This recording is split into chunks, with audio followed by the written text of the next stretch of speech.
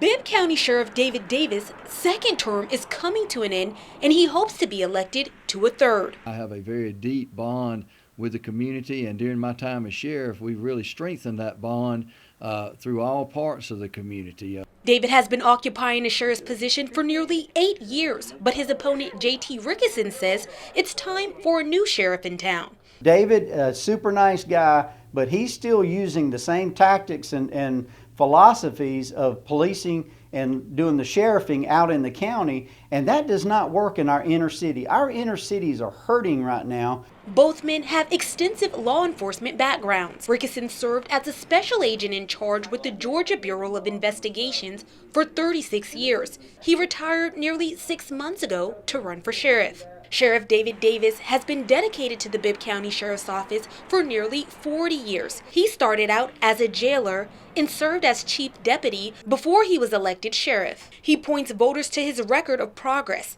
He says last year Bibb County had the lowest numbers of reported crimes since he has been sheriff. We've done our neighborhood walks. We have done our outreach. We have arrested serious criminals. Rickison says Bibb County is due for a different approach. I am not about walking through a neighborhood, locking arms, and trying to make people feel good. I want to roll my sleeves up and actually get in the community and do something. For both Davis and Rickison, Macon is home, and they say they want to do everything they can to protect its citizens. We have very unsafe streets. That is number one. We have a deputy shortage that is around 200 right now.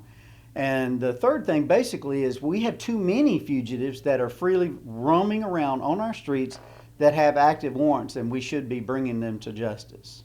We have some issues with some violent crime, but however, total crime is down. Both men say they have plans to help solve the problems. Rickison says for safer streets, he will create 2 task force groups. One will be a warrant service team with 8 to 10 people that will work to identify the most dangerous criminals in the area and bring them to justice.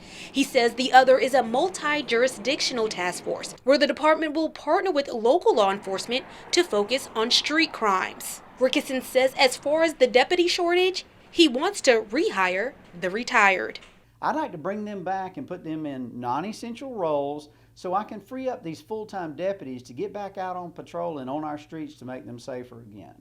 Davis says the department has a number of outreach programs for youth and adults within Bibb and will continue, but says there needs to be some type of innovation.